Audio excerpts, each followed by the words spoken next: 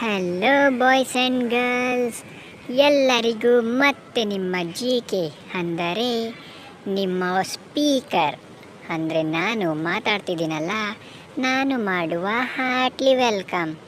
ಎಲ್ಲರೂ ಹೇಗಿದ್ದೀರಾ? ನನಗೆ ಗೊತ್ತು, ಹುಡುಗರಂತೂ ಹುಡುಗಿರ ಯೋಚನೆಯಲ್ಲಿ ಹಾಳಾಗಿರ್ತಾರೆ, ಆದರೆ ಹುಡುಗಿರು ಆರಾಮಾಗಿರ್ತಾರೆ ಅಂತ ನನ್ನ ಅಭಿಪ್ರಾಯ ಅಷ್ಟೆ. ಓಕೆನಾ? ನಿನ್ನೆ ನಾನು ಅರ್ಧಕ್ಕೆ ನಿಲ್ಲಿಸಿದ್ನಲ್ಲ ಗೆಳತಿಯರೇ ಕಥೆನ, ಆ ಕಥೆನ ಇವತ್ತು ಪೂರ್ತಿಯಾಗಿ ಮುಗಿಸೋಕೆ ಬಂದಿದ್ದೇನೆ. ನೋಡೋಣ ನಿನ್ನೆದೆಲ್ಲಿತ್ತೇಳಿ. ಅದೇ ಅವನು ಆ ಪುಸ್ತಕಗಳನ್ನು ಓದಿ ಆಂಟಿ ಬಂದು ಏನೋ ಟ್ರೈ ಮಾಡ್ತೀಯೇನೋ ಅಂತ ಕೇಳಿದಾಗ ಆಂಟಿ ಬೆತ್ತಲೆಯಾಗಿ ಮತ್ತು ರಾಗು ಇಲ್ಲ ನನ್ನ ಬಿಚ್ಚಲ್ಲ ಬಟ್ಟೆ ಅಂತ.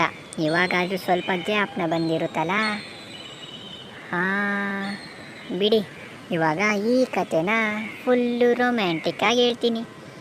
ನಾನು ಸ್ವರ್ಗದಲ್ಲೇ ಇದ್ದೆ, ಮತ್ತು ಬುಲ್ಲಿ ಹೇಗೆ ಬುಲ್ಲ ನುಗ್ಗಿಸುವುದು ಅಂತ ಯೋಚಿಸುತ್ತಾ ಇರುವಾಗ ಅವರು ನನ್ನ ಬುಲ್ಲನ ಹಿಡಿದು ಬುಲ್ಲಿ ಬಾಯಲ್ಲಿ ಇಟ್ಟುಕೊಂಡು ಒತ್ತು ಅಂತ ಕುಂಡಿಯ ಮೇಲೆ ಕೈ ಹಾಕಿದ್ರು.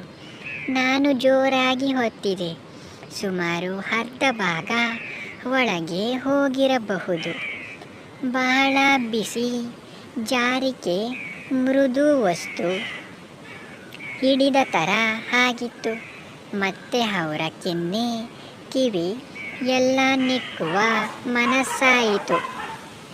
ಇನ್ನು ಒಳಗೆ ಹಾಕು, ಪೂರ ಹಾಕು ಅಂತ ಅವರು ಮತ್ತೆ ಹೇಳಿದಾಗ ಇನ್ನೂ ಬಲವಾಗಿ ಹೊತ್ತಿದೆ. ನನ್ನ ಹುಮ್ಮು ಬೀಜದವರೆಗೂ ಅಂತಿಮ ಬುಲ್ಲಿನಲ್ಲಿ ಇತ್ತು.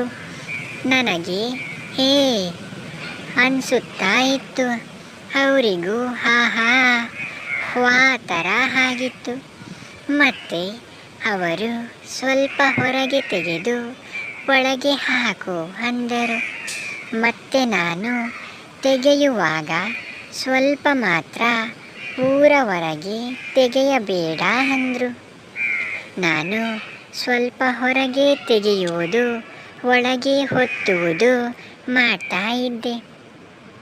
ನನ್ನ ಬುಲ್ಲ ಬಿಸಿ ಪೈಪ್ನಲ್ಲಿ ಹಾಕಿದ ಥರ ಸಲೀಸಾಗಿ ಹಾಡತೊಡಗಿತು.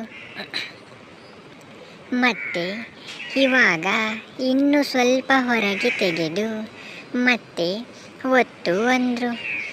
ನಾನು ಸುಮಾರು 1-2 ಇಂಚು ಒಳಗೆ ತೆಗೆಯುವುದು ಮತ್ತು ಬುಲ್ಲಿಯೊಳಗೆ ನುಗ್ಗಿಸುವುದು ಮಾಡ್ತಾ ಇದ್ದೆ. ಇಬ್ಬರು ಬೆವರುತ್ತಾ ಆಹಾ ಅನ್ನುತ್ತಾ ಇದ್ದೆವು. ಆದರೆ ನಿಲ್ಲಿಸುವ ಮನಸ್ಸೇ ಇರಲಿಲ್ಲ. ಸುಖ ಅನ್ನಿಸ್ತಾ ಇತ್ತು. ಹಾಗೆ ಸ್ವಲ್ಪ ಹೊತ್ತು ಮಾಡುವಾಗ ಇದನ್ನೇ ಕಣೋ ಆ ಕೆಲಸ ಮಾಡೋದು ಅನ್ನುವುದು ಮಜಾ ಇದೆ ತಾನೇ ಅಂದರು. ಇದೆ ಅನ್ನುತ್ತಾ ಮುಂದುವರೆಸಿದೆ. ಸುಮಾರು ಹೊತ್ತಾಗುವಾಗ ನನ್ನ ಬುಲ್ಲನಿಂದ ವೀರ್ಯ ಅಂದರೆ ತುಪ್ಪ ಬಂತು. ಅದು ಆಂಟಿಯ ಬುಲ್ಲಿ ತುಂಬಿಸಿತು. ಮತ್ತೆ ಅವರು ನನ್ನ ಹಾಹಾ ಅನ್ನುತ್ತಾ ಬಲವಾಗಿ ತಬ್ಬಿದ್ರು. ಅವರಿಗೂ ಸೋರಿತು. ಇಬ್ಬರು ಸ್ವಲ್ಪ ಹೊತ್ತು ಹಾಗೆ ಮಲಗಿದ್ದು ಸುಧಾರಿಸಿಕೊಂಡೆವು. ಮತ್ತೆ ಬುಲ್ಲಿಯನ್ನು ಬಿದ್ದೆಸಿಕೊಂಡೆವು. ಆಂಟಿ, ಈ ಥರ ಸುಖ ಸಿಗದೆ ಬಹಳ ದಿನ ಆಗುತ್ತು ಅಂದರು. ಮತ್ತೆ ನಿಮ್ಮ ಗಂಡ ಕೆಲಸ ಮಾಡುವುದಿಲ್ವಾ ಅಂತ ಕೇಳಿದ್ದಕ್ಕೆ ದಿನ ಮಾಡ್ತಾರೆ, ಆದರೆ ಅವರ ಬುಲ್ಲ ನಿನ್ನ ಬುಲ್ಲದ ಥರ ದಪ್ಪ ಮತ್ತು ಉದ್ದ ಇಲ್ಲ, ಹಾಗಾಗಿ ಇಷ್ಟು ಮಜಾ ಬರಲ್ಲ ಅಂದರು. ಮತ್ತೆ ಆಂಟಿ ನನಗೆ ತುಂಬ ಕಿಸ್ ಮಾಡಿ ನಾಳೇನು ಬಾ ಅಂತ ಕರೆದ್ರು. ನಾನು ಖುಷಿಯಾಗಿ ಒಪ್ಪಿದೆ. ಮಾರನೇ ದಿನ ಅವರ ಗೆಳತಿಗೆ ಕೆಲಸ ಮಾಡಿದೆ, ಅದನ್ನು ಮುಂದೆ ಬರಿತೇನೆ. ಅದಕ್ಕೆ ಎಲ್ಲರೂ ವಿಡಿಯೋನ ಲೈಕ್ ಮಾಡಿ ಮತ್ತು ಚಾನಲ್ನ ಸಬ್ಸ್ಕ್ರೈಬ್ ಮಾಡಿ. ಓಕೆ ಫ್ರೆಂಡ್ಸ್, ಕತೆ ಇಷ್ಟ ಆಗಿದ್ದರೆ ನಿಮ್ಮೆಲ್ಲರಿಗೂ ಥ್ಯಾಂಕ್ ಯು.